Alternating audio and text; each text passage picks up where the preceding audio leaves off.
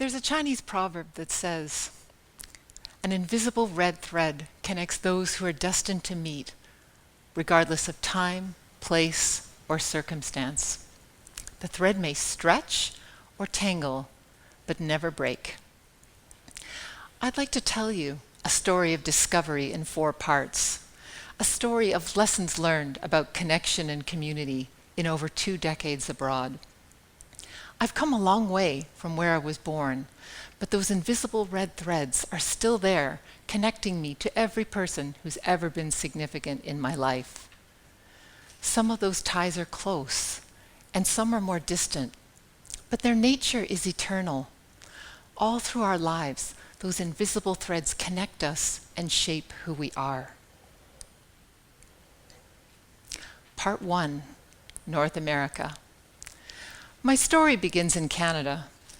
I was born in Montreal, but grew up in Iroquois, Ontario, a town so small it was officially a village. Iroquois was supposed to be the kind of place where nothing ever happened. In reality, that sleepy little town was constantly buzzing with some kind of intrigue or other. Some of the people and families that I used to know are so memorable, they keep reoccurring in dreams I'm still having years later. In Iroquois, I learned the value of community and what we can accomplish if we pull together. Whenever there was trouble, big or small, you could count on a helping hand. When a horse van full of show jumpers broke down nearby, stalls were vacated to house them. If a family member died, you were inundated with kind words and cooked meals. And when tragedy struck at a railway crossing, killing most of our volunteer firefighters, I saw how the townspeople rallied to comfort the bereaved and everyone affected. More recently, that same community spirit sparked again when people mobilized to save the high school from closure, a move that would have blighted the town. When you've experienced the friendliness of small-town people, it's something you never really forget. Indelible in my memory was the way that friendliness extended to strangers as well as local people. We had a steady stream of freighter traffic heading up the St. Lawrence River to the Great Lakes and then back down again to sea. Every one of those ships from all over the world had to go through our town's Seaway Locks. We used to drive up to the locks to watch the ships passing by at close range. The sailors would stand on the deck, waving to the locals, and I would always wave back, dreaming of faraway places. When you're growing up, you don't necessarily have the patience or perspective to appreciate your hometown. There was a great big world out there waiting to be explored, and I couldn't wait. As soon as I was finished high school, I was off like a shot. Eventually, I arrived in the United States for graduate school at the University of Michigan. It was my first experience abroad, and also my first experience of culture shock. When you grow up in Canada, you tend to assume you know your southern neighbor pretty well. Culturally, we share many of the same movies, TV shows, actors, comedians, musicians. How different can it be? Well, let college football serve as a handy metaphor. The first time I went to a football game in Canada, there was about 500 people sitting in the bleachers. This was pretty normal at the time. The first time I went to a football game at Michigan Stadium, there were 105,000 people in attendance. It was the difference between this and this. No wonder they call it the big house.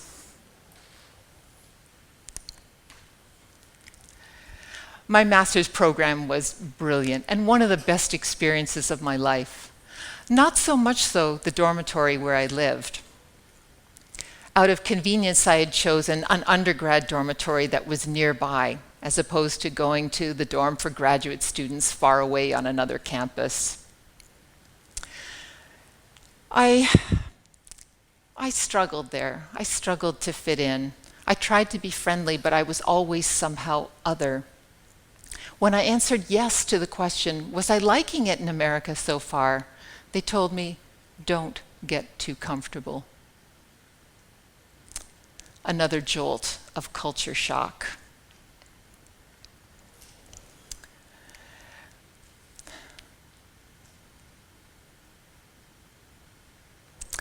My dorm mates took an intense interest in my foreignness.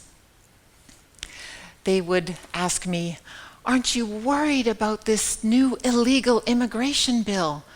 And I would have to tell them, I am not here illegally. They would try telling me all about my home country or how Canadian healthcare worked, and always it was some guy who had never been there in his entire life. The day I finally snapped, there was stunned silence, and then muttering, "You've got to watch those girls from the northern woods." Yes, really, watch out for these. From that point on, I was an outcast no more, or rather, I became Ambassador Outcast, the walking encyclopedia of all things Canadian. I answered no end of polite questions about our healthcare system, our political system, our customs, traditions, multiculturalism, hydroelectric power, poutine, and the root causes of the Quebec separatist movement. No one in my master's program had any idea that this was going on. I didn't want to be a bad guest or seem ungrateful for the amazing opportunity I had to study at a world-class university. I loved the energy, enthusiasm, and can-do spirit I saw in my peers and professors at Michigan, so I chose to focus on the people who really inspired me and forget the ogres. Lesson learned: be like a sunflower and turn to face the light.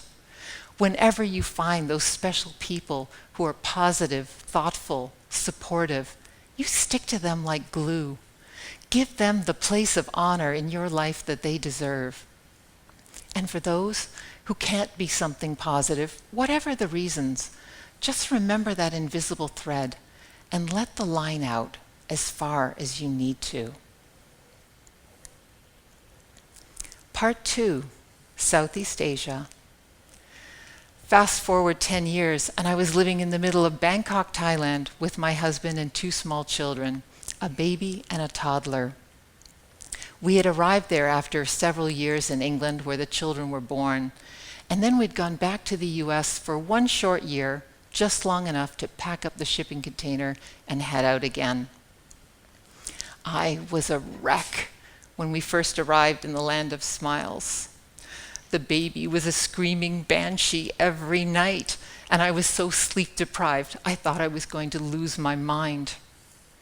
Suddenly, I had help on every possible front: relentless sunshine, warmth, color, flowers, and the constant presence of some of the kindest, friendliest people on earth.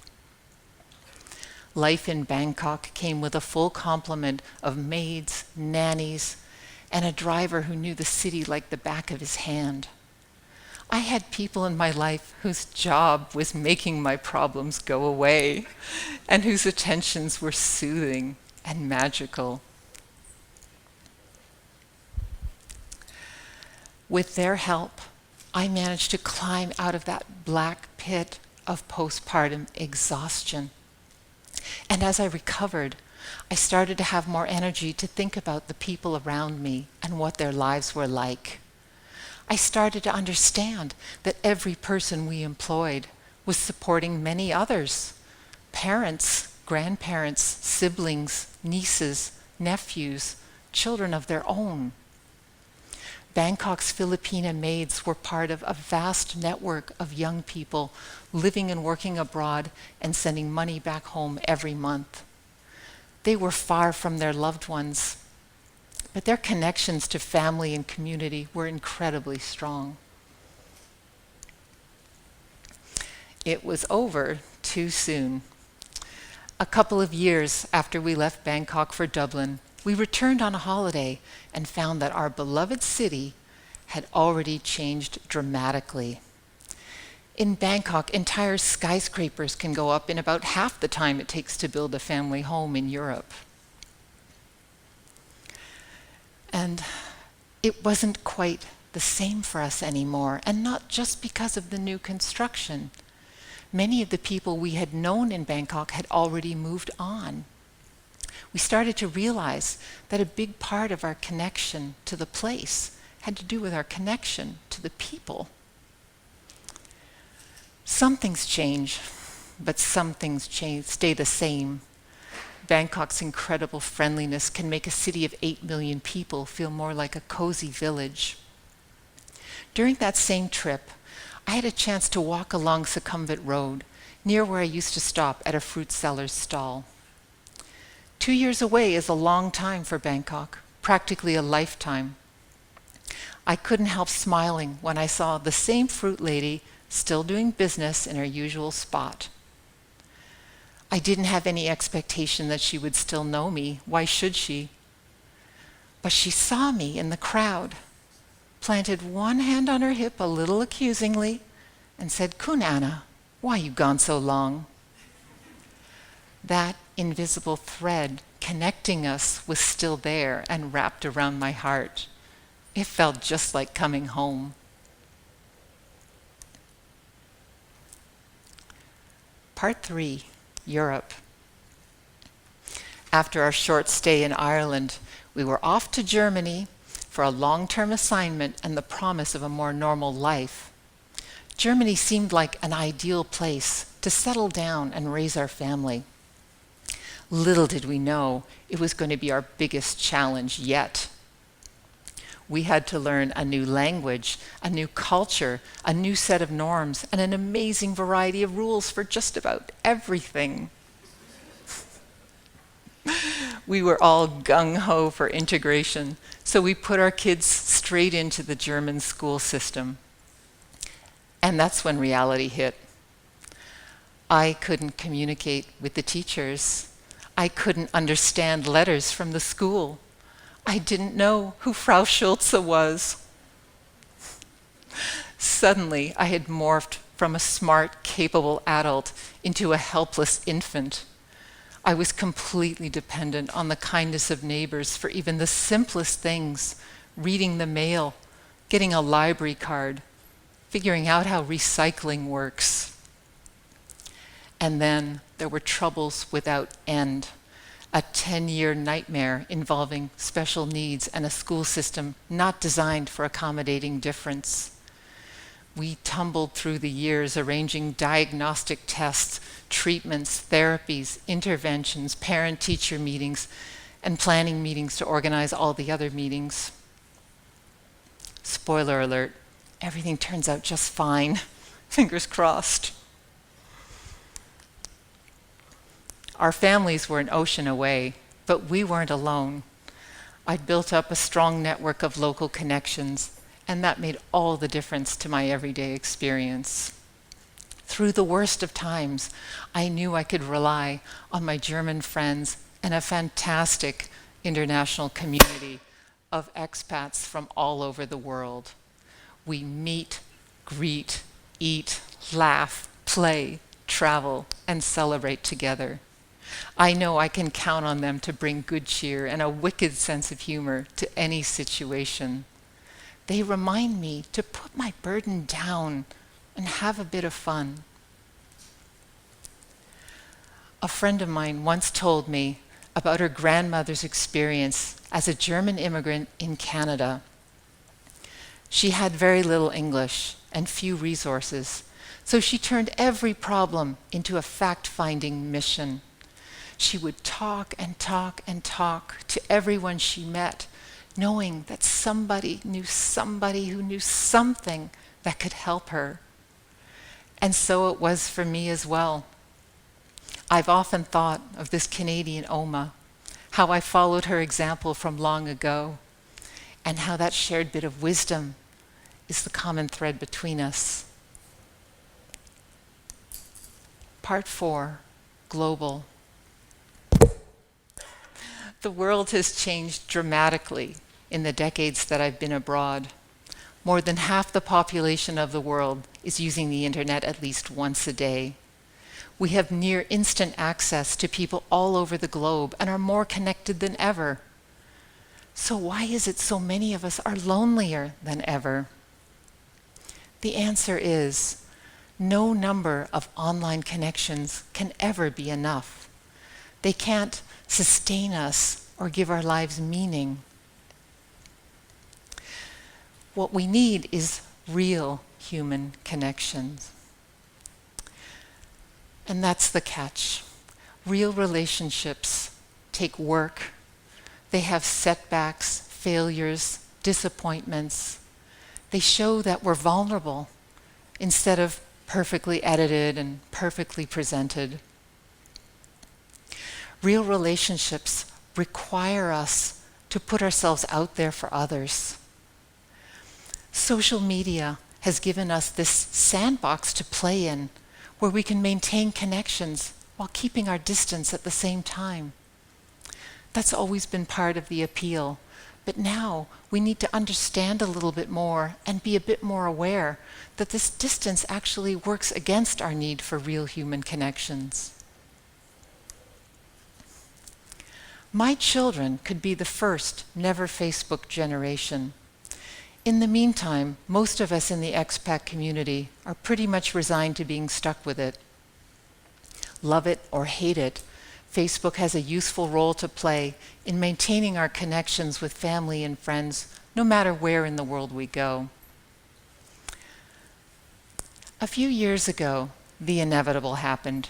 Just in time for a reunion, Facebook reeled me in to reconnect with my old school friends from Iroquois. Seeing them again was a bit like finding a long missing piece of a puzzle. It made me feel whole and right again, despite those invisible threads lying dormant for so many years. That feeling of well-being that we get from our connection to others isn't just in the nice-to-have category. It's essential for our health and happiness and may even affect how long we live. Our connections enrich our lives.